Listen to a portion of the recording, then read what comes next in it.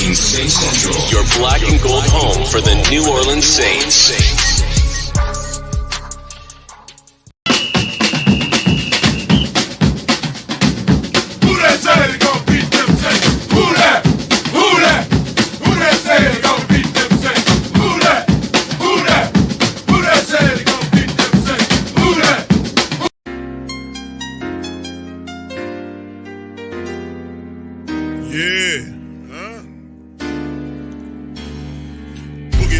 I'm a who that. I'm a who that. Long as I'm living, I'm a who that.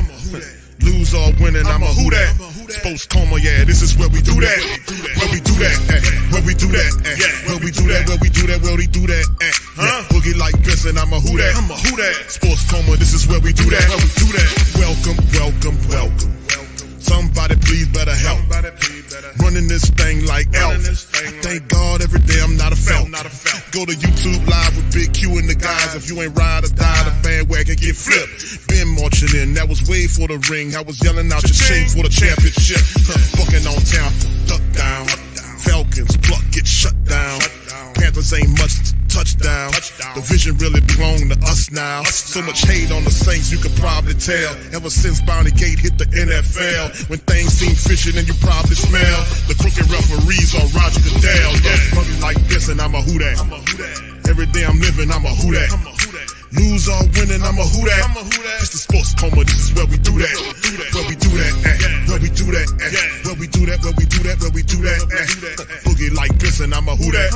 It's the sports coma, this is where we do that. You're listening to the Sports Coma with Big Q and the guys on the PRO Media Network.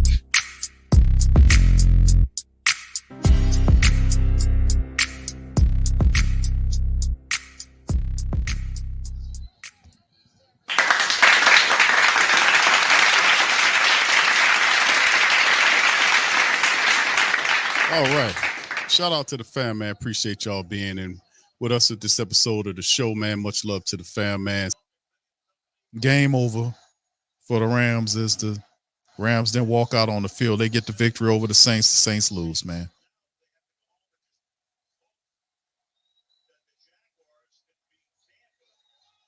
It's crazy, man. Saints, and that's the final as it ticks down, man. They're gonna lose 30-22. What a distasteful piece of garbage this was, man. Totally distasteful. Awful. Disrespectful. Trash. Garbage. Filth. That's the words that come to mind. The final, the Saints lose 30-22. Wasn't even close, fam. Was not close at all. Terrible, man. I'm at a loss of words, fam. Appreciate the family members, man. I just, man. I picked them to lose the game. I didn't have faith that they were going to actually win the game. You know, I kind of figured this would it be, because I kept asking the question, which offense would show up to play? Which offense would show? Which offense would show up? And you got your answer. Dysfunctional Dynamite, with the head singer of Dysfunctional Dynamite, Check Down Charlie. Malcolm says we just got to keep chopping wood, Q. I want to say thank you very much. Picking me up and bringing me back to this one. I mean, this is absolutely horrible, terrible, stanky, trifling, garbage, craptastic, awful, garbage ass team with a dumb head coach, terribly flawed, inconsistent, one side staring down, checking down $30 million annually, $150+ million contract ass quarterback with a leaky, over the hill offensive line that can't open up holes. Plays with no intensity, no focus, no determination, no intelligence, no discipline. And it's an overall macrocosm of a coach who lacks all of the principles and all of the mentality, all of the skills that you would need to be able to put together a quality team. You can give him talented players, and he will not use them to their fullest because he doesn't have what it takes to be great. And I won't sound mean, but some people are not meant to be head coaches because they lack things. And this guy doesn't have it. So, I mean, fam, I'm going to get to your super chats right quick. Jamie says Saints only come back when the other team pumped the brakes. This was just awful, man. Thank you, Jamie. Appreciate you.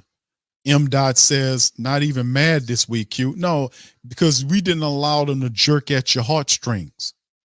We wasn't fooled by that bullshit at the end of the fourth quarter where they put 15 points up like they was going to challenge the Rams. We wasn't fooled by that. We didn't get all tied into it emotionally. And I warn family members, let's say family members, do not get involved, get your heart up into this here because these people about to lose. If they were serious about winning, then they would have done that at the start of the game. Why didn't you do that at the start of the game? Why did it take for you to be down? At what point was it 30-7? Why did it take that to happen for you to finally get going in the fourth quarter? Why? Why? Because the pressure was off. It was different when the pressure was on. This team is not ready for the big time. That's what I was saying. The quarterback is a guy that's not ready for the big time. When he had an opportunity to get the team back in the game, what he did, he threw a pick that turned into 7 points against the team. And by the way, before the Carr lovers wanted to give Carr the credit, the interception that he threw that turned into the points was the decision on why the Saints lost the game again. So the Atlanta game, pick six, it was the deciding factor in this game. If he had not thrown the interception, that wouldn't have been 7 against the Saints. So Carr, direct correlation and why the Saints lost this matchup today. And this was one of the games where if you're trying to play for a playoff spot, you don't have this type of performance. You don't go out here and lay this type of performance out when you have every opportunity to take possession of the game, and yet you play around, screw around, mess around, and be down 30-7 or whatever it was, and then all of a sudden you won't try to put 15 points together on the back of the fourth to make it an 8-point game? For real, that's how we doing this? It won't work, bro. It won't work. This game was not close despite what the score says, and they play like that. And for them to do that, that's disrespectful. Because if you can put 15 points up in the fourth quarter, you could put it up in the first quarter. You could put it up in the second quarter. You could put it up in the third quarter. And you can play like a team that want to win. This team does not play like a team that want to win anything. They shrink, and they run away from the light. They had an opportunity to make a statement before the entire NFL world today. All of the eyes of the world, the NFL world, the football world was focused on Los Angeles and the Saints tonight, and the Saints put up this type of bullshit performance before everybody. Before everybody. Once again, if you could put 15 points up in the fourth quarter, you can do it in the second. You can do it in the first. You can do it in the third. It's bull. These people not serious about winning, family. They're not serious about winning anything. They're not serious. You think a team, this game had playoff implications to it. All of them do. They were against a team that was 7-7. They had talent just like the other team had talent. This guy didn't come to play today. They did not come to play today, and they're not serious about winning no games. Shout out to the fam, man. I appreciate all the super chats, fam. But this was one like I just get tired of it, man. Thomas says all week going to hear is how. Yeah, I think I covered this one. He said all week we're going to hear is how good we've played, how they played. Once the defense plays soft, they can be a good team.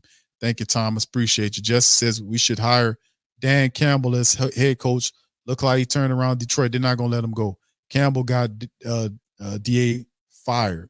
DA washed up. DA's not even a head coach. Thank you, Jesse. DA needs to go, man. He needs to go, and so does that dumb Mickey Loomis. P. Max says fire Dennis Allen and hire a high school coach. Yeah, I'll take a janitor over Dennis Allen right now. I need somebody with motivational abilities to promote and attention to detail, bro. Just something that you would look for in a leader or a guy that can lead people to something positive, not a weasel face guy that's backstabby, that lies, and that's inconsistent. And I warned family members, I said, family, this team had 3 2-game winning streaks this season. And every last one of the 2-game losing streaks ended with a loss. They never got to 3. Why? That's a pattern.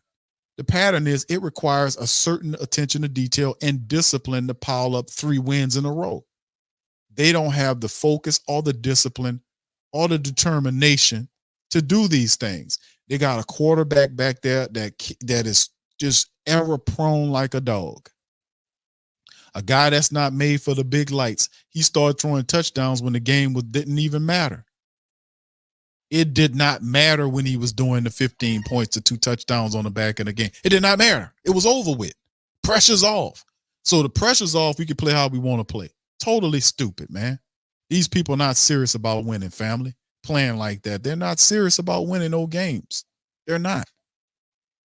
It's awful, man. It's stupid. Y'all stay right with us. We're going to play Dennis Allen goof ass in a minute and see what he got to say. Brent says for excuses where we're already been in a short, well, it's a short week. Yep. Get ready for that. Put it, y'all, family, entertain me, indulge me. Put in the chat the excuses Dennis Allen's going to come with up at the press conference. Put it in the chat. Y'all lay it, what he's going to come. Thank you, Brent. Appreciate that, bro. Appreciate that. I want to say thank you very much. What he going to say? Picking me up and bringing me back to this world. What the hell Dennis Allen going to say in the press conference? Put it in the chat. What excuse is he going to use for this one? Jamie says they're going to say like how we fought on the podium, how we fought in the podium. For real? Dude, if that guy comes up there and says that, bro, that dude is a joke, a clown, and a buffoon, and he needs not to lead any damn body. This was disgraceful. And then the fact of the matter, the Saints tried to turn it up in the fourth quarter with 2 scores and they were out of reach was laughable. And the question is, why didn't they do that when it mattered, when you had time to do it? And then the Saints down the stretch did all kind of that stupid squib kick. That's the stupid possessions, how they ran through the timeouts, wasted the timeouts. So they didn't have any timeouts to stop anything. They blew and wasted all the timeouts in the second half of the game. Total play mismanagement, just all kind of stuff, man. Thank you, Jamie. Appreciate it, man. Y'all put it in the chat. I'm going to highlight you. Let me go over these statistics right quick. But put in the chat, man, what y'all think Dennis Allen's the excuse is going to use. First down, Rams 23-18. Third down, Rams are 4 out of 12 on third down. Saints are 5 of 11, 0 for 3 from the fourth quarter. You look at total plays, Rams had 67 to 58 there. Saints 10-10 with the drives. Total yards 458 to 339 advantage Rams. Rams average 7 yards per play. Saints almost 6 yards per play. 325 yards passing for the Rams versus 304 by the Saints. 133 rushing yards for the Rams. They had 34 pass attempts versus 32 rushing attempts. That was a balanced day. The Saints had 40 pass attempts versus 16 rush attempts for 35 stinking yards today. You think that's all on stupid Carr? That's also on that trashy, unprofessional, garbage time, bullshit, overpaid Saints offensive line. Eric McCoy, Cesar Ruiz, who gets beat in constant recession, almost like it's a bad episode of Groundhog Day. He gets beat all the time. McCoy is always on his backside. Andrews Pete is on his backside. Hurst can't block to save his life and need to be put in the hearse and shipped the hell up out of here. That line is gutless, ballless. And I would rather have Trevor Penning out there having some guts, playing with some guts, than to have these old-ass, overpaid veterans that's not doing nothing. That's horrible. You get 35 yards on 16 attempts and 2.2 yards rushing. Man, come on, man. This is awful, man. Terrible. Garbage, man. Awful. Red zone, Saints 1 for 1 in the red zone. Rams 3 for 6. Saints went to red zone one time all game. 3 of 6 was the Rams. The penalties wasn't even a factor in the game. Time of possession, 34-18 versus 25-42 advantage Rams. Box score, Carr's numbers, 27 of 40 for 319, 3 touchdowns, 1 interception, 2 sacks, and a rating of 106.1. You see the game here? It wasn't even close. But they kept Carr in there in that fourth quarter to pile up his stats to make it look a lot better than what it was, so you don't lay it on him. Stafford 24 of 34 for 328, averaged 10 yards per throw, man. Every time he threw the ball, it was a first down. 2 touchdowns. Saints got to him one time. Where was the blitz? Where was the rush it? Where was it at? What was the defense? Getting to the quarterback. Where was that at today? Where was it at? Kyron Williams, 104 yards today, almost 5 yards per carry and a touchdown. He did his thing. Puka, 9 catches off 11 targets, 164 yards and a touchdown. DeMarcus Robinson, who's usually the third guy, 6 catches, 82 yards and a touchdown. And Cooper Kupp wasn't the guy that killed you. It was Puka and DeMarcus. Unbelievable, man. Unbelievable. Unbelievable what we witnessed today here. Unbelievable. John Johnson III for the Rams. He led the way with 8 tackles. The Rams had sacks on these people. Paulson Adebo led with 10 tackles. Tyrann Mathieu had 9. 1 sack was by Carl Granderson. Where was the defense? Tell them turn on the goddamn disco ball now and dance around and plot around and give out game balls now. When stuff really count, when you beat a team that's not all there and they got an undrafted rookie on top of them versus a straight up rookie team that you beat before. Now you got a standing vet standing before you, and look how you look. Get your damn disco ball and your music and your smoke and dance your ass around there, Saints. I mean, come on, man. Awful, awful, awful today, man. Awful. I tell you, man, and this was what I was saying, and I don't want to just toot my horn, fam, but I've been saying what I've been seeing. I've been telling the family members what I've been seeing. And what I have been seeing from the Saints offensive-wise is the offensive unit is disjointed. The offensive line in particular. It doesn't play with any synergy. Guys miss blocks. The right side might be performing. The left side is out there missing blocks on pulls. There is no force in it's not a mauling mentality like an offensive lineman with a nasty disposition going out there pushing guys around. None of that is happening with the Saints offensive line. They can't even open up holes for Elvin Kamara to run through. They can't even open them up. They did a fairly decent job of keeping the Rams off of Derek Carr today, and it still didn't yield results of a win. Aaron Donald didn't have, matter of fact, let me see if Aaron Donald even had anything. They actually did a pretty decent job of keeping Aaron Donald quiet. Aaron Donald, let me see what his number, 2 tackles, no sacks, 2 tackles. Aaron Donald was held quiet today, and it still lost the game because you got a quarterback that in the offensive line that don't operate on code.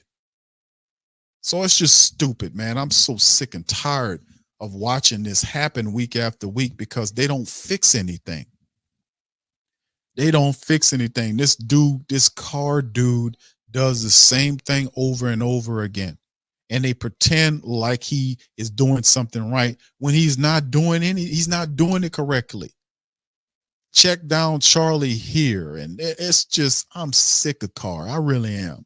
I'm sick of this inconsistent bullshit offense that can't thrive when they're supposed to thrive and then thrive when the game is out of line, it's out of reach. Oh man, you seen that, man? We almost came back. Well, we tried, man. We was out there fighting our asses off, man. We almost came back. We almost won, family. We almost came back. Did you see us fighting back? And no, you didn't. No, you did not. No, bro. No, that's not what happened.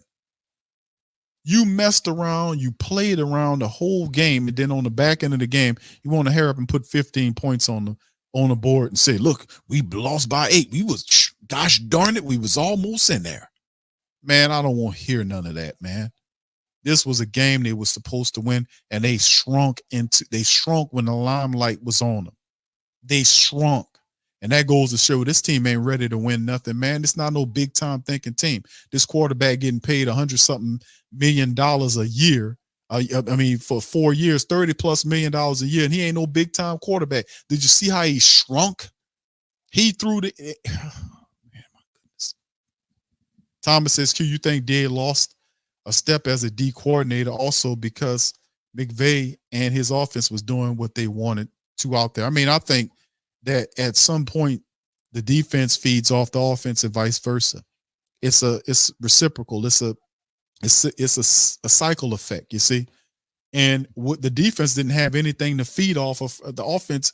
I mean, the defense was doing it, at early on. Now they kept them close in several different drives that happened where the Rams kicked field goals, which kept the Saints in it, had the Saints scored touchdowns to catch up. At one point, they was only trailing by 13 points.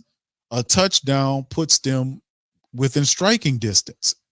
That's not what happened, though. Carr gets an opportunity, and then he gets in there and he throws an interception. Then they take the interception and turn it into points. Not to mention the first drive out. I'm telling you, man. Anyway, here go this clown on the podium. Y'all put one in the chat if you can hear this simpleton, man. Here we go. Offensively, I thought they got after us pretty good. We didn't get a lot of pressure on the quarterback. And, even at the times that we did, I thought, look, you got to give those guys a lot of credit because I thought they played outstanding on offense. I kind of knew going into this game that it was going to be a challenge. Hey, bro, come on now, dog. I knew Matthew Stafford was playing Come really good. on, man. I don't think we played the way we needed to play either. I thought there was too many times where we talked a lot about, eye candy, early in the week, and I thought it affected us on some plays. So we certainly have to be better. I got to do a better job with those guys. Offensively, I felt like we moved the ball again, and I felt like there were some opportunities that we just didn't take advantage of. Potential, conversions, keep drives alive. I just felt like there was too many missed opportunities offensively. The first drive, we're moving the ball well and, end up turning the ball over on downs when we had a, pretty good drive going. So anyway, I'll open it up to questions. Yeah, what led to the decision to go for it on fourth down that later?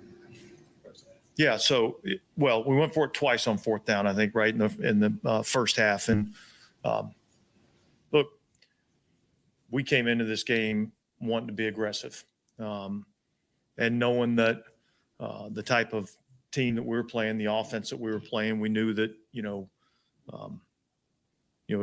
field goals weren't the way to go try to win this game, and yet we didn't want to be reckless, but we felt like in both those situations we felt like we had plays that we liked, and unfortunately it didn't work out, but there's a mindset going into it to be aggressive. I just felt like we needed to get Ugo in there and give him an opportunity to go play. Can you talk a little bit about the decision for the onside kick toward the end of the game? Yeah, I think it was 3:53, something like that, to go in the game. We were out of timeouts. Honestly, we hadn't done a great job of stopping them up to that point. So I felt like, the onside kick was the right play, and we didn't get it, and so we were going to have to stop them either way. So we went for the onside kick to try to get it and see if we couldn't go down and tie the game. Well, look, I mean, I think, I think they got him a couple times with his eyes. And so I just felt like it was the right move for our team at that point. It's like eye discipline and tackling is something that we've heard a few times in these conversations. Why is it that that's something that continuously? Well, yeah. I mean, takes a lot of discipline to do that. And I think there's been times where it's been good and some times where it hadn't been as good. And I think that's always been the challenge defensively, even on the, the best defenses I've been a part of that's always a challenge. And it's when Stafford has time, they got difficult to stop from finding it. No, he's extremely difficult. I mean, look, I think he's playing at an extremely high level.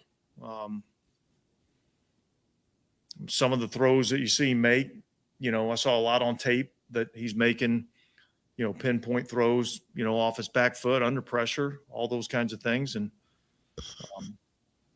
look, he made a couple of really good throws today. He put it in a great spot. There was times where we had good coverage and they made plays, and there was times where we weren't in good enough coverage and they made plays. So, but we'll go back and look at the tape and see, where we could be better. But look, they were better than us tonight.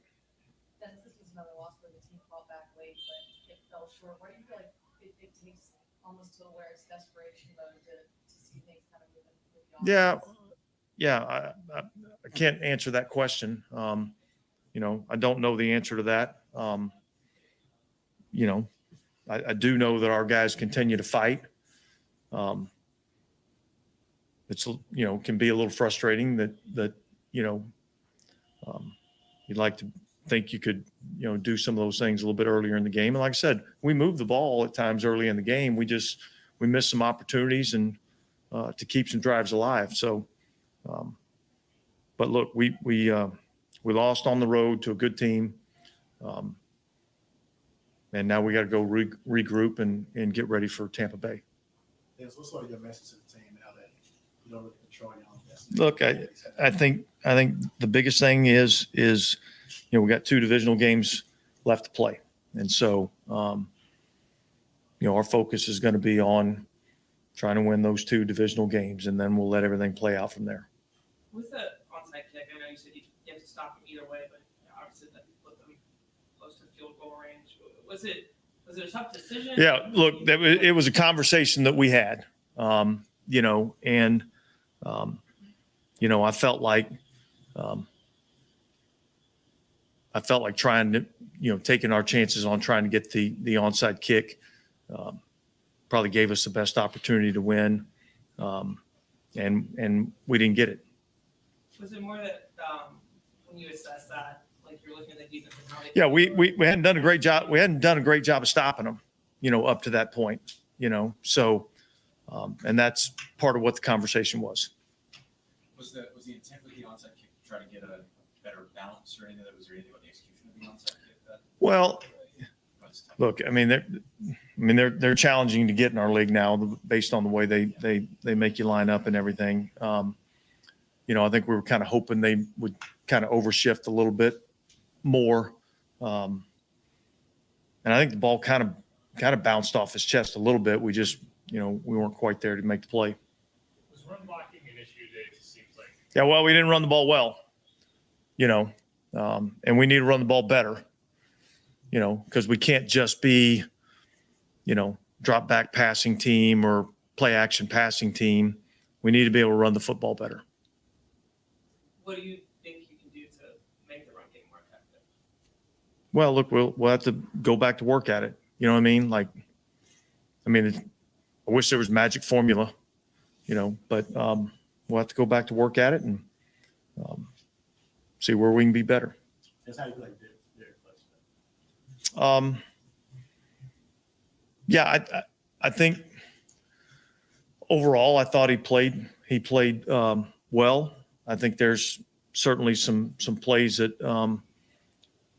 he and we would probably like to have back. I don't know statistically how it finished up. I thought there was some plays that he made, and I thought there was probably a couple of plays in there that I felt like it wasn't where we needed to be. So, yeah, I thought he played okay. How did you think he handled the pressure today? It seems like they were impressive early. Yeah, I think, I think he was fine. You know, I think he was fine. I think, obviously there's sometimes again where, maybe get through his progression a little bit quicker. Maybe hang in there a little bit more. I mean, there's a lot of things that go into it, but I thought overall, it was a solid game for him. Getting Chris Olave back in the lineup seemed like there was still a conscious effort to continue to spread the ball around. I think there's still 8 receivers and still caught passes. I think, is that a little bit more what you want from the passing games? Yeah, absolutely. I mean, you want to be able to spread the ball around, and really when you're at your best is, when you can call a pass play and get through your progressions and get it to the right guy based on the coverage that we're seeing. I mean, that's what efficient, offense is about. And so being able to spread the ball around, I think is good. Yeah. Just limited in any way. It seemed like there's moments there. Yeah. Look, I'd say he was certainly not 100%, but I was proud of him for coming in and battling, the way that he did. Made some plays, probably a couple plays again, like, that he'd like to have back and we need to have back. But I thought overall there was a lot of good things I saw from him. Dennis, how much did momentum change getting up that late touchdown in the second quarter? Well, it obviously was a big play in the game, a big, momentum changer in the game. At the end of the second quarter when I made the decision to go for it. I wanted to be aggressive. Obviously they had 3 timeouts. So you punt the ball away and give it to them, hopefully backed up, but they still got 3 timeouts in their pocket. So, again, we weren't playing this game to try not to get beat. We were trying to play this game to win. So. How do you feel with the execution of the drive right before that, the 2-minute drive that y'all had the opportunity for? There were still 2 timeouts, things like that. I don't know. We couldn't tell from where we were. Felt a little bit more flustered in a way. Did you feel that, or was that just against the clock? No, I think that was probably just more against the clock. I didn't feel that at all. And this is a pretty important game, obviously, with huge playoff implications. How do you feel about the fact that the team, started out slow in such an important game, and now kind of goes from a 7% chance to win the playoff to make the playoffs to 20? My shorter question is, is it disappointing that the team went out and performed that way? Yeah. We certainly would have liked to have, started the game better, played better, finished better, but we didn't. So, I'm not into the percentages though. I'm really not. I'm just focused on, look, we let an opportunity go by. And so now we got to get ready for the things that we control, which is getting ready to go play Tampa. Is it difficult to regroup after this? No, we'll regroup. We'll regroup. We're still in this thing. All right. Thanks.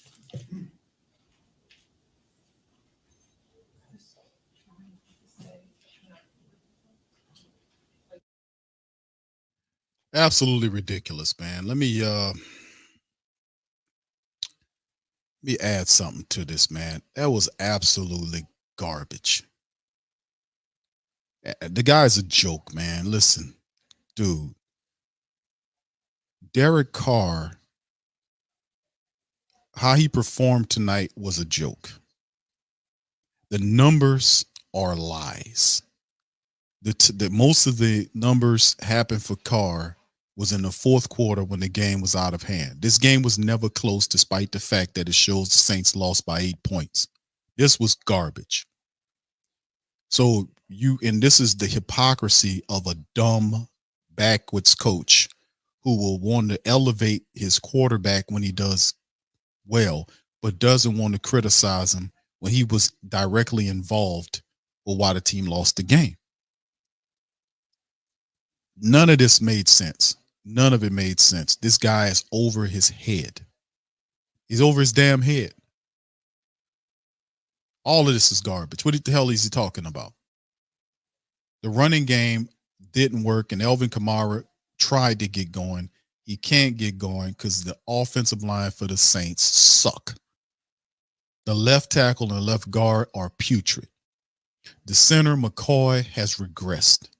We pay these guys, and they don't play with any fire or intensity. They're always on their ass, or they can't block properly. They're slow to on screens to set up.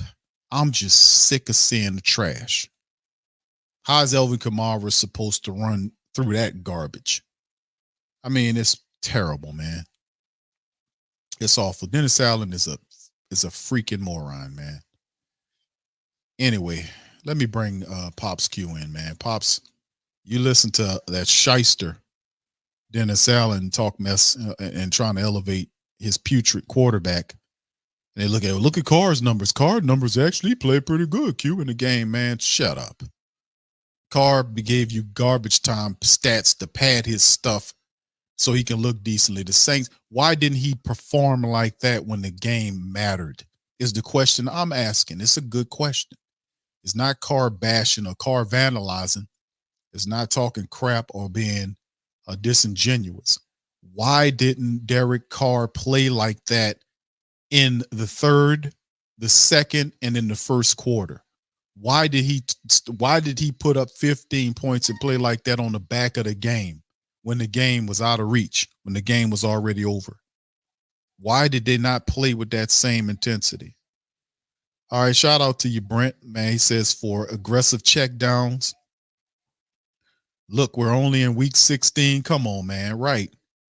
And he says he wishes there was a magic formula, but no, it's not a magic formula involved. It's called coaching.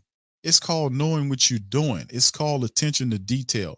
You want some magical results? How about applying something, a mystical formula that a magician created? And I'm being sarcastic here, called accountability. How about that? How about applying accountability, Dennis Allen?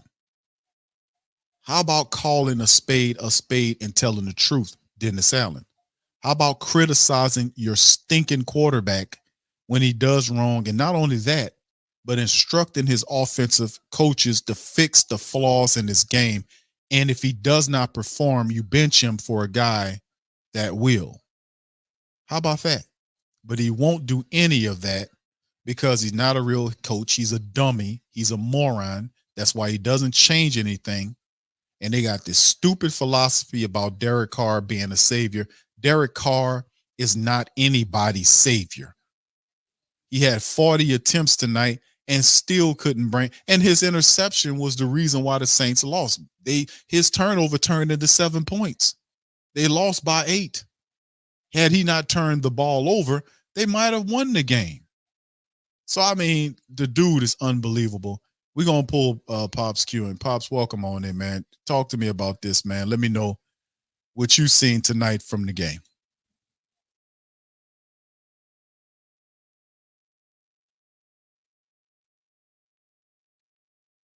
Oh, I don't hear you.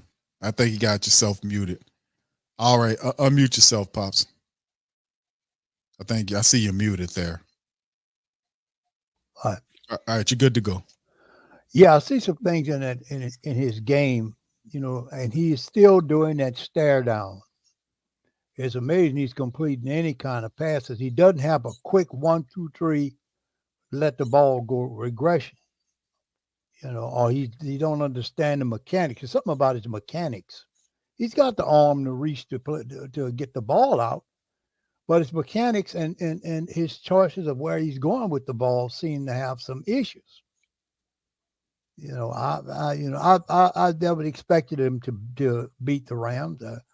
The Rams run it. They're like a tortoise and a hare.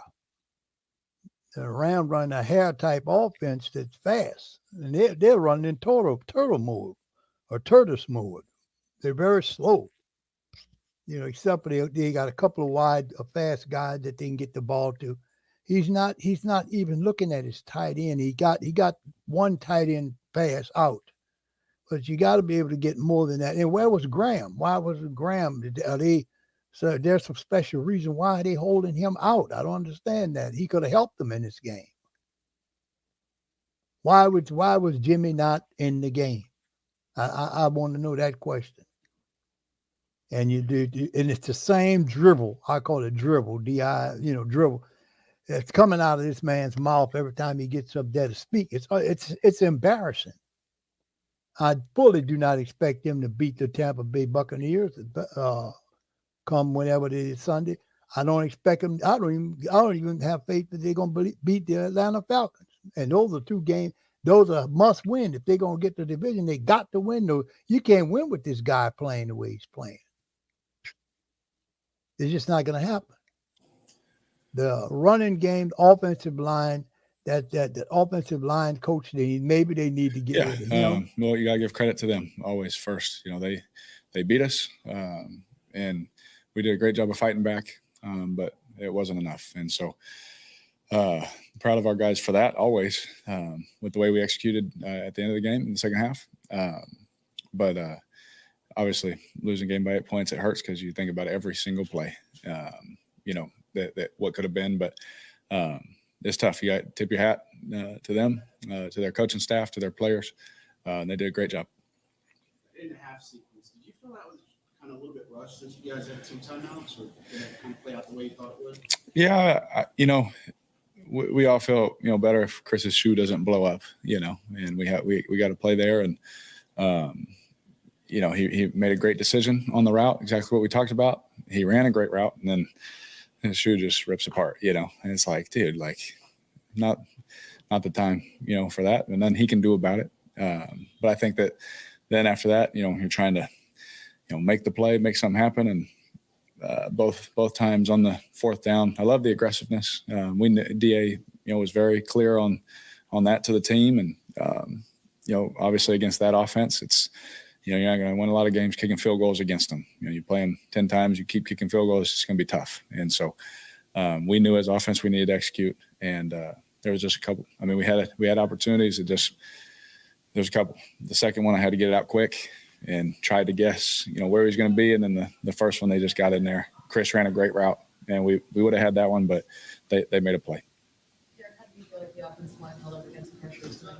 Well, we knew it was going to be tough. We knew it was going to be tough, more so than just, Aaron and what he's able to do by himself physically. They make it tough schematically because they know certain things you have to do without getting obviously all into it, to make it hard on other parts of your protection. And they did. They made it tough at times, but I thought our guys fought and did a great job of trying to limit as best they could. And really in the second half fought really well. That's a tough team to go 2-minute kind of tempo against because of what they can do up front. And our line kept us in the game, and we were able to make plays for them. Yeah, obviously tough running the ball tonight. Why do you think they were so effective in taking that away? Yeah, the play actions were good. And so, usually when that's good, you would say, the runs, it's hard for me to tell because I'm turning my back every time. That would be better for, those guys to talk about, but after I watch the film, we'll see. But they did. They made it tough. You got to give credit to their front. They did a good job in certain areas and certain things, but I also thought our guys did good too. The third down efficiency tonight was that. How would you describe the effort there? I think it started 2 for 8 there before kind of rallying. Yeah, it was tough. It was tough at the beginning. There was a couple plays where, we were going to have to make some corrections because, I was expecting one thing and we got another. But these are the positive is we've been able to talk about things and then get on the same page and do it better. So some things came up, something came up today that hadn't happened to us yet, and you're like, why today? But it did, and we'll talk about that because then we could have had another one there. I think about, there was another one again, simple correction to make. Just sucks that, with only 3 games left that, oh man, now we got to fix it now, but we'll be positive about that. But I thought we did a good job of the plan we loved, and so I thought we got going, started picking them up. We were close again on a couple others. But at the beginning, it was not good enough. And that's just simple. It wasn't good enough by us as players. Hey, Derek, you all no longer control your own destiny. But yeah. What's kind of mindset going to these last 2 games? It's playoff mentality. That's been our mentality, but really win or go home kind of thing. And so thankful to be playing meaningful games in December, but we have to do our business. We can't worry about. Again, I've been in those scenarios. We have 1% chance and all that kind of stuff. I've lived that world, and all you can focus on is what you can control, no matter how tough it is, no matter how much you want to watch everyone else. It really doesn't matter at this point for us. We have to win the last 2. We have to win our games. It's going to be tough because it's 2 teams that have beat us. And so, hopefully, everyone's mindset, get some rest, spend time, on Christmas with their families. That's always good for your heart and for your mentals, as Money would say. And you just got to keep pushing forward. After that, Tuesday we're coming in and we got to go. And so I'll be studying on my off time and getting ready for these 2 games for sure because they're big for us. Derek, following back up on the Blues question, asking about 3rd down, you mentioned that something had came up in the game and having to fix something in real time. What's the challenge in that, and can you just share what that maybe, not what it was, but around it? Yeah. I'm glad I wouldn't, say it by now, and I'm sorry. That doesn't help you too much, but it came up, and it's like, dang, we haven't talked about that, and so when you haven't talked about it, it's a little frustrating, but it gave us an opportunity to say, okay, hey, I see, we're playing the game, I see what you're feeling, all that, but if I'm not expecting it, if we haven't talked about it, it's kind of tough for me to make that decision and cut it loose, especially with not knowing what's coming and certain things in the play. So, we got better from it, and we'll continue to grow. But, it's just hard and frustrating when it happens like this late in the year because it's like, dang, we needed that one. And so it makes it hard. But, me, I'll be positive and keep pushing, keep fighting. Speaking of aggressiveness, you guys came very close to having something with Shaheed there, the very end of the first half. Yeah. Is that just did you expect him to go to bend that toward the sideline on that, or was it just? Yeah, well, honestly, 99 was in the backfield immediately, and I don't know what happened. So I'm not trying to say why or anything like that. He was there, and I saw AK going, so I had to step up. And as I was getting hit by someone else, I had to throw it way earlier than I wanted to. And so, if I threw it to where I expected, but that's not on Shaheed either, because, when he's running the route, he sees it, and we've talked about what he did, but I just didn't have the time to see that, be able to read that out. Did your arm get hit on the interception? Yeah, but I was trying to throw it over his head, seeing him drop. I was trying to throw it back over his head, but I just didn't get enough on it. Derek, loving to see the fight. This is another loss where you guys get close in the end.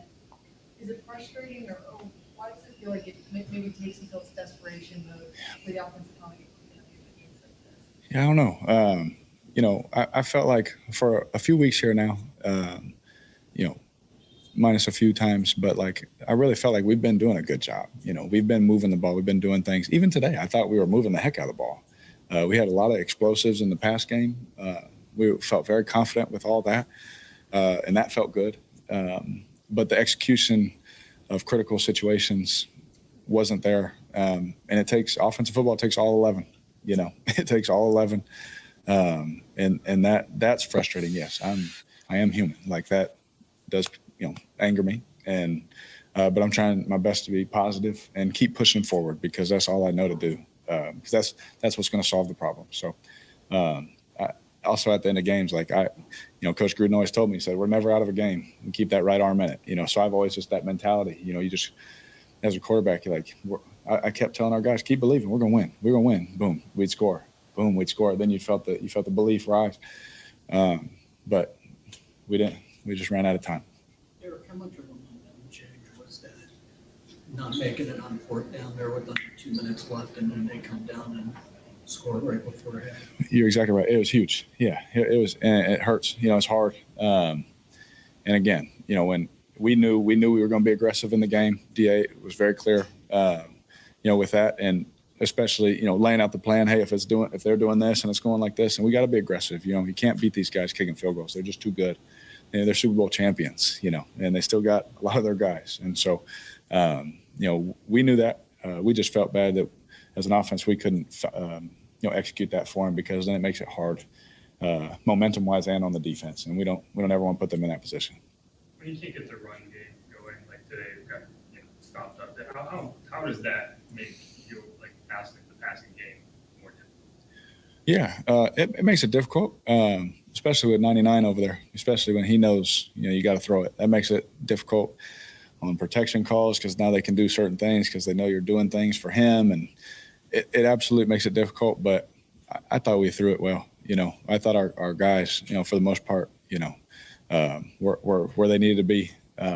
It wasn't perfect, but it definitely, to answer that part, it definitely makes it hard for a lot of reasons. And I'm not going to ramble on, but it definitely does, stress things, especially when you got a guy like that over there.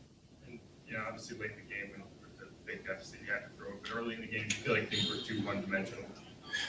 No, I mean, I loved our play action stuff. I think we had I can't remember off the top of my head, like 4 explosives, in the first half, just play actions. And, that's the threat of the way we've been running it.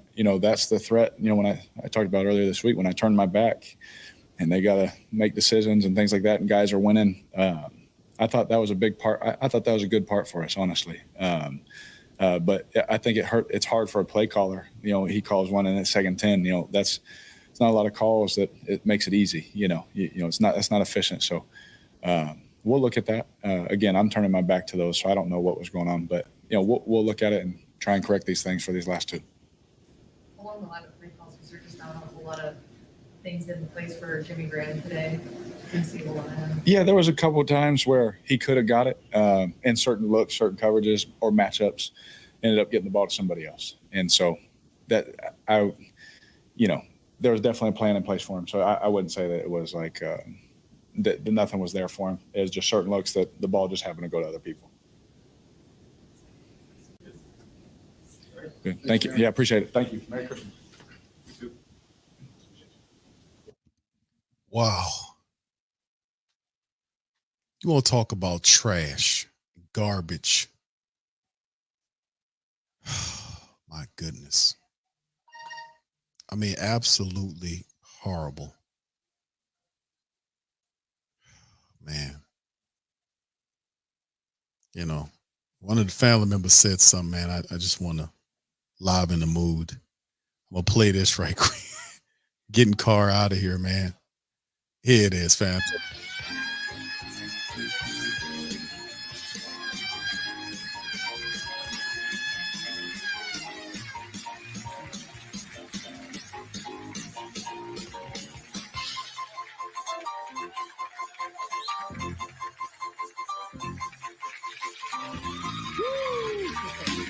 We're going to keep this wild night happening. It's been the Audrey Grace. All right.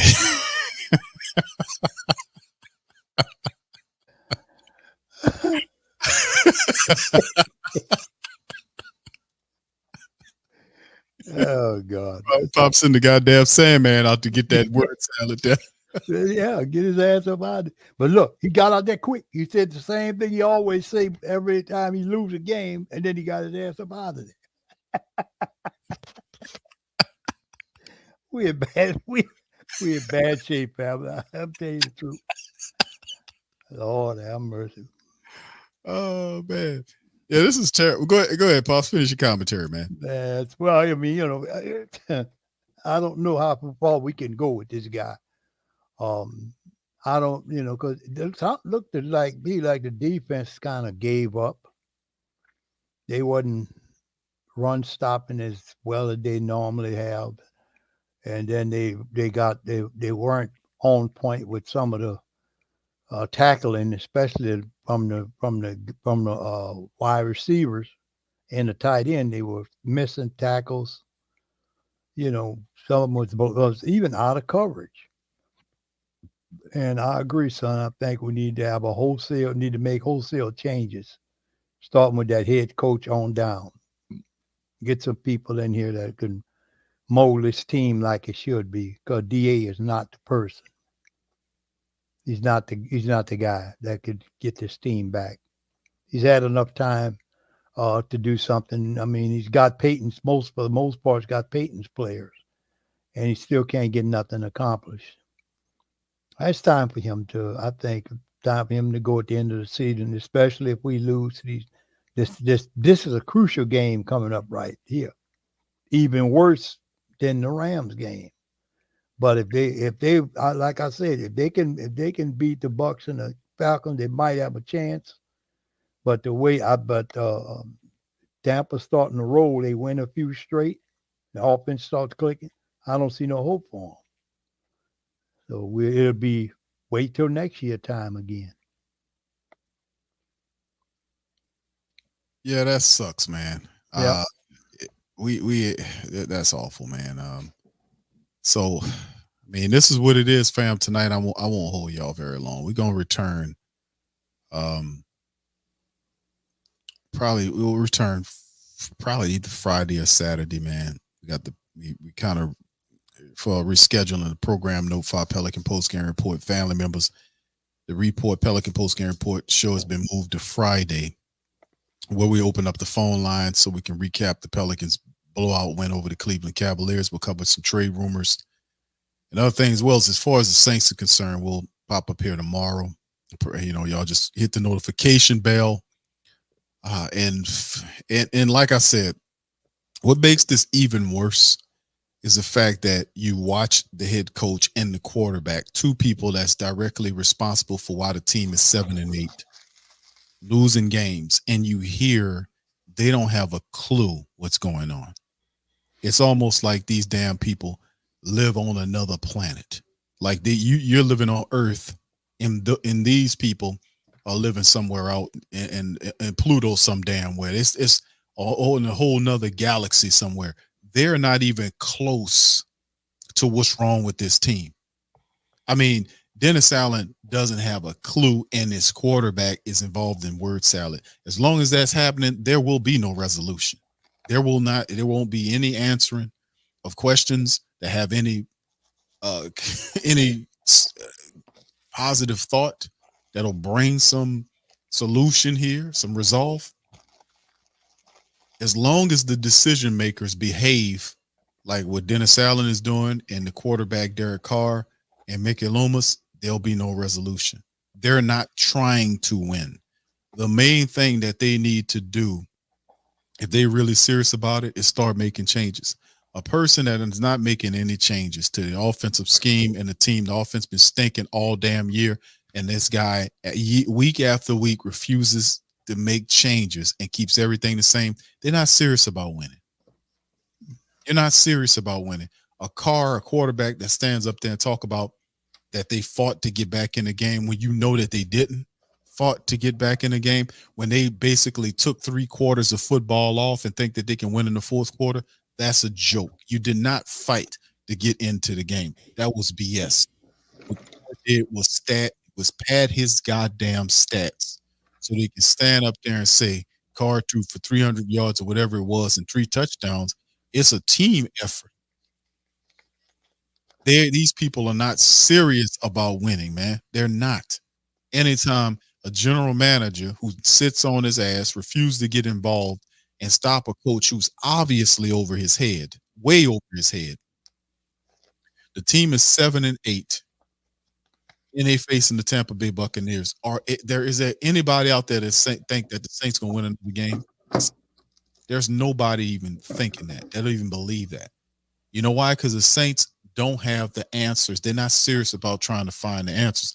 Despite that, this dude, Derek Carr, sat up there and said and told people, guess what? We got the answers. The answers are in the building. We got the answers. Reporter says, well, where are they? You know, let's hear it. Let's hear you. Well, you know, they're in the building. We got them in the building. Remember that crap? Y'all remember that? We got the answers in the building, sit up there and lie. As long as this type of sideshow Bob type shit going on right here, we're not going anywhere. We're not doing anything.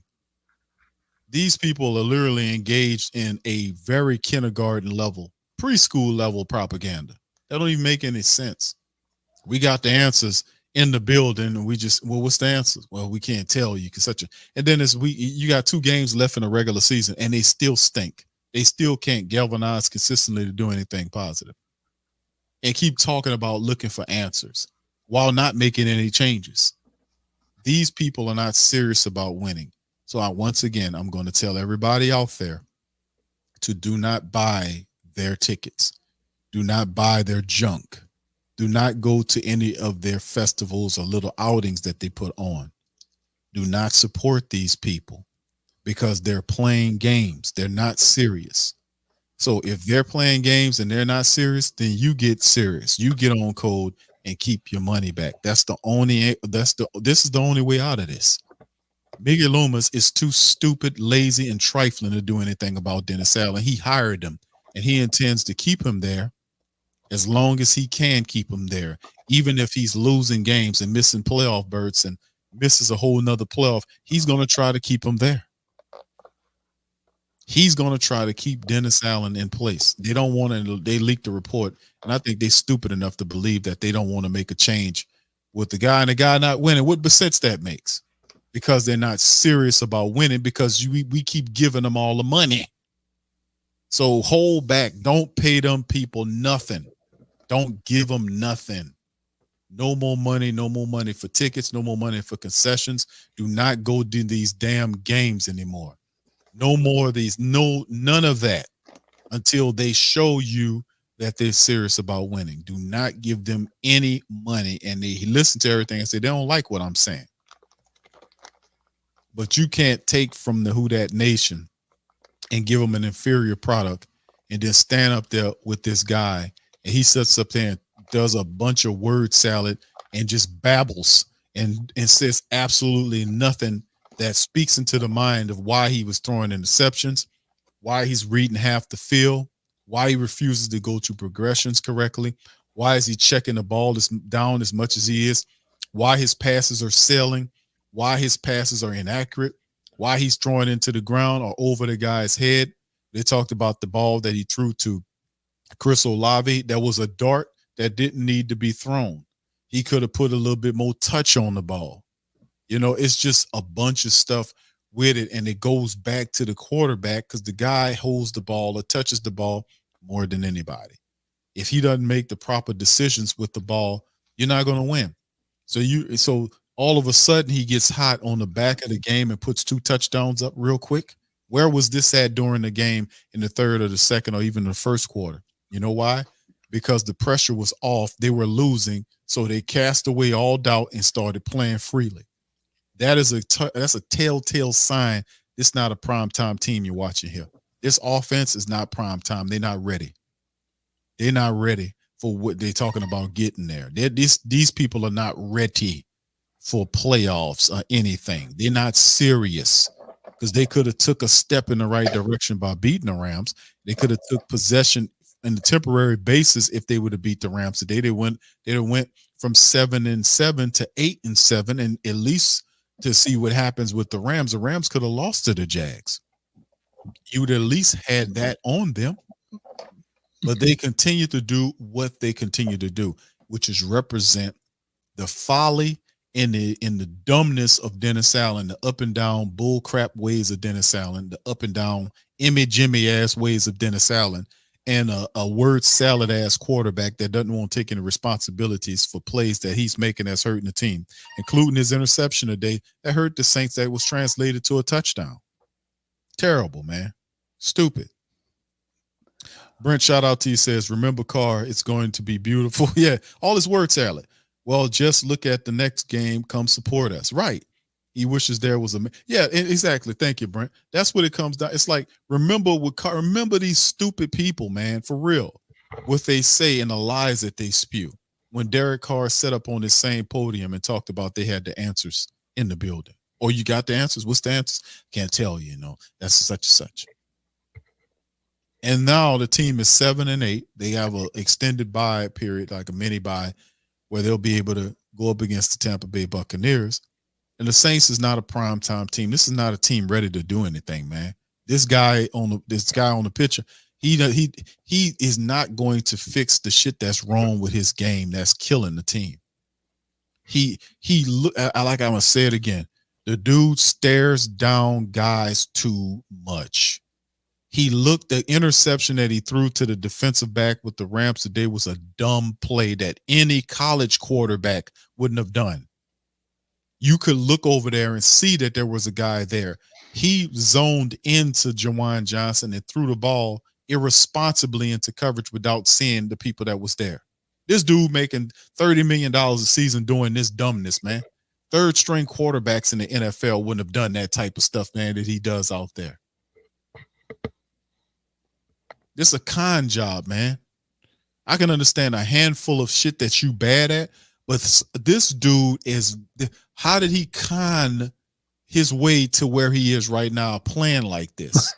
Now, I remember looking at the Raiders tape.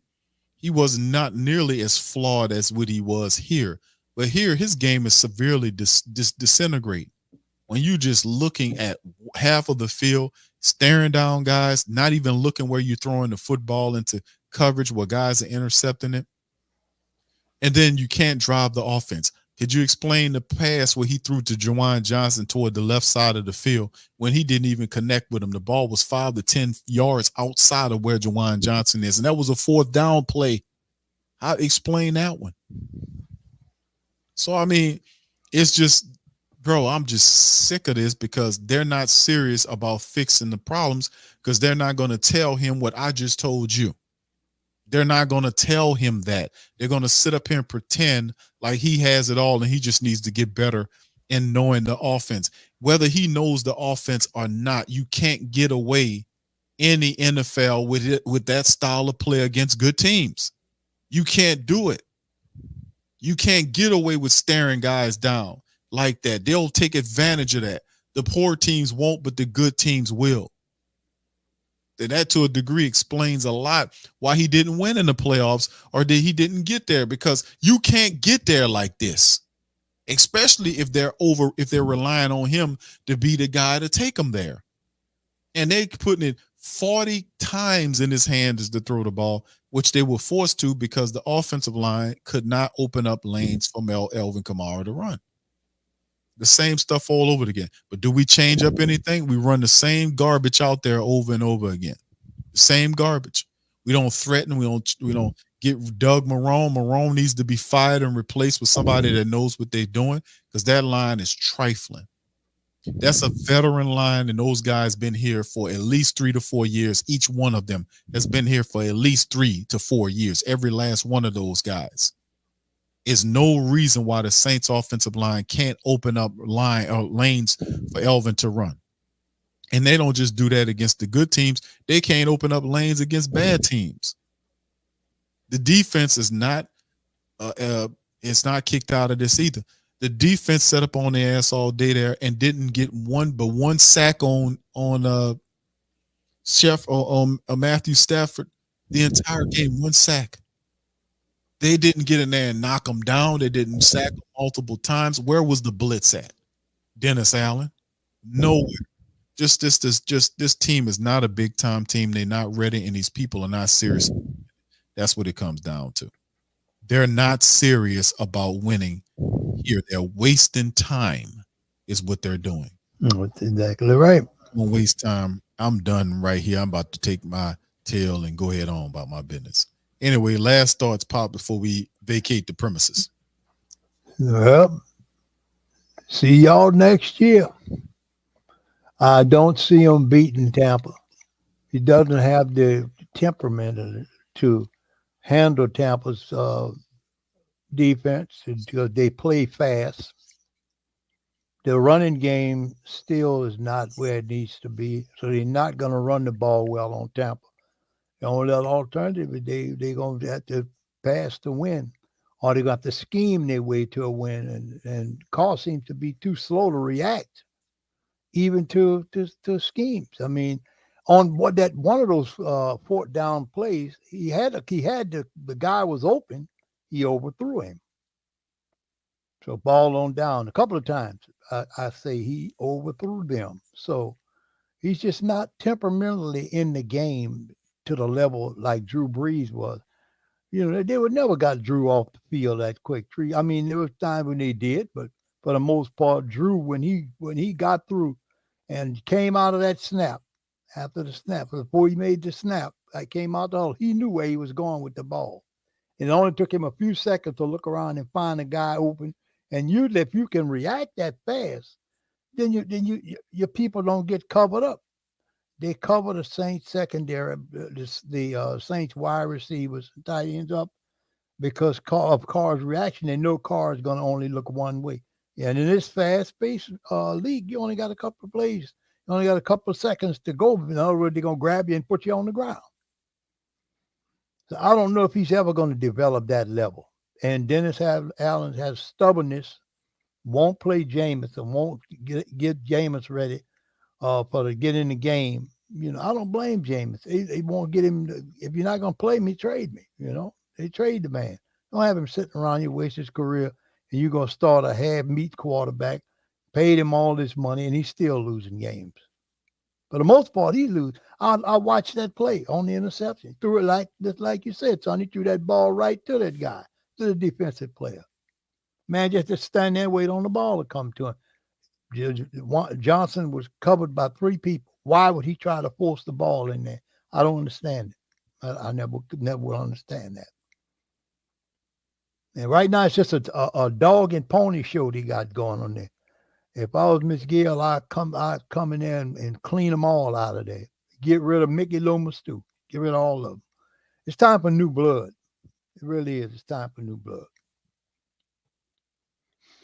Yeah, I agree. I agree with your pops on that. Mickey Loomis is done, man. He cooked. He's out of here. Anytime a guy who makes a bad bet like this, and he's supposed to, as a general manager, you're supposed to be in a constant state of reevaluation. You're supposed to be reevaluating and looking at things on a week-to-week basis, not going and close the door in your in your room and go smash your ass somewhere. While Dennis Allen runs the team into the ground and gets upset when people booing the Saints because they are producing a crap product on the field, and then want to be upset and say they don't like the people booing the team. Booing doesn't help us. Cheering didn't help either. We were cheering before we started booing Mickey. But you don't see it like that. That's why you got to go. You're stupid. That's why, like, there's something wrong with you, because your loyalty should be to the Who Dat Nation. These are the people giving you the money. They're paying you. If they weren't giving you money, you wouldn't be working there, dude. That's how that works. The support comes from outside the building, and then you have the person on top to take the money and fund it to your ass. Yep. But even though he has 2 titles, and obviously he can't do 2 things at once. He's a vice president. I don't know what he's vice president of BS, of cleaning toilets, cleaning the windows, to make sure he's a vice president, to make sure the grass is cut. Whatever that is, let him have that and keep that. As far as what we need to do, we need a real general manager who actually participates in managing stuff, who actually does the managing aspect of the term, that needs to manage the team, because the team is struggling. They're losing games. They can't even afford to lose these games, and they're losing these games. And now they're talking about they're going to try to stay in it. We still got a chance with the Bucks. Man, get out of here, man. Get out of here. You're not fooling. You can't beat anybody consistently with this style of play. This is, in the mere fact that he doesn't see that he comes to the podium with the same stuff over and over again, lets you know you're not the man. Now, Mickey Loomis should be seeing that week to week. He should have seen it the first year and reevaluated them. And then when he brought him back the second year, look at the results. He's under 500 again with 2 games left in the season. He finished 7-10 last year, and he's under 500 with 2 games remaining in the season. And he wants it to be a photo finish because he's lazy. He doesn't want to change out and go and do the research to find another head coach, even though he sat on his ass and ran through it and violated the Rooney Rule by going to talk to Flores and all these other guys to only cycle back to Dennis Allen. You knew you wasn't going to hire none of those guys.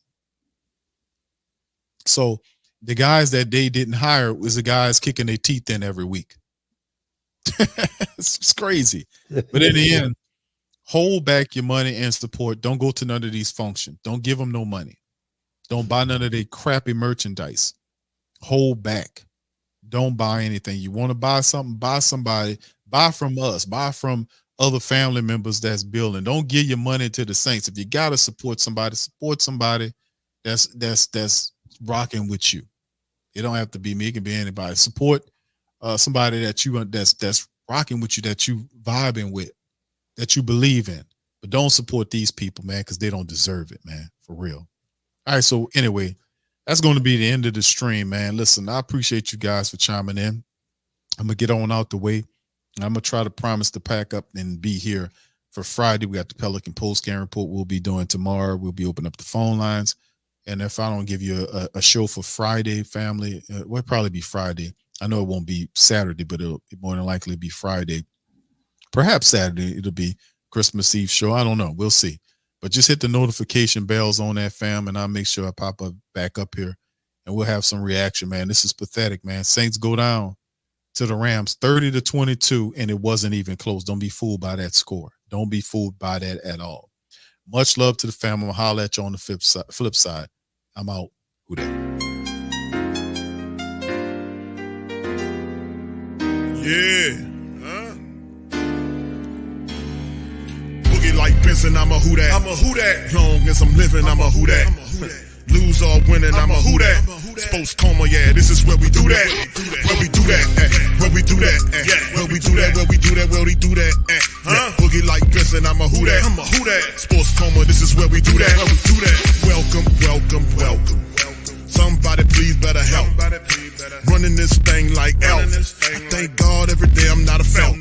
Go to YouTube Live with Big Q and the guys. If you ain't ride or die, the bandwagon get flipped. Been marching in, that was way for the ring. I was yelling out your shame for the championship. Fucking on town, duck down. Falcons, pluck, get shut down. Panthers ain't much touchdown. The vision really belong to us now. So much hate on the Saints, you could probably tell. Ever since Bounty Gate hit the NFL, when things seem fishy and you probably smell the crooked referees or Roger Goodell. Fucking like this and I'm a who dat. Every day I'm living, I'm a who dat. Lose or winning, I'm a who dat. It's the sports coma, this is where we do that. Where we do that, where we do that, where we do that, where we do that, where we do that. Boogie like this and I'm a who dat. It's the sports coma, this is where we do that. You're listening to the Sports Coma with Big Q and the guys on the PRO Media Network.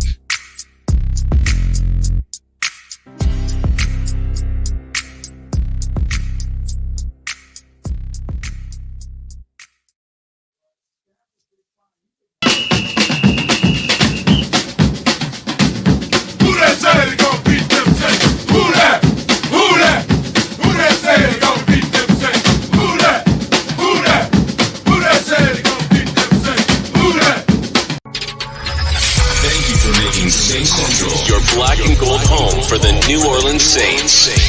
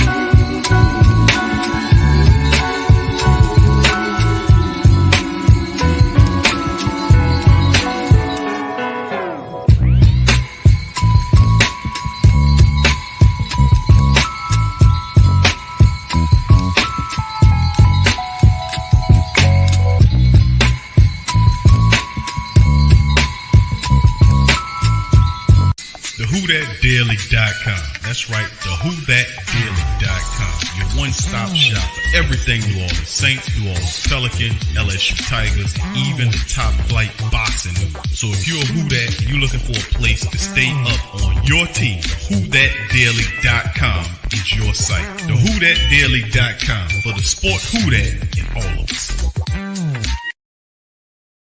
That's right, the Pro Shop is the platform store where you can go and buy all the latest merch to support the platform. Available at the Pro Shops, we have dozens of hundreds of products available for you and your family. Unisex tees for men and women, hoodies and sweatshirts, tank tops, kids and baby items, long sleeve tees, mugs, pillows, wall art, bath bedding, face masks, phone cases, stickers, bags, fanny packs, socks, hats, and many other items. Please feel free to check out the Pro Shops. The link is in the description section below. And remember, it helps the platform continue to grow. Check out the Pro Shop and Who Dat too.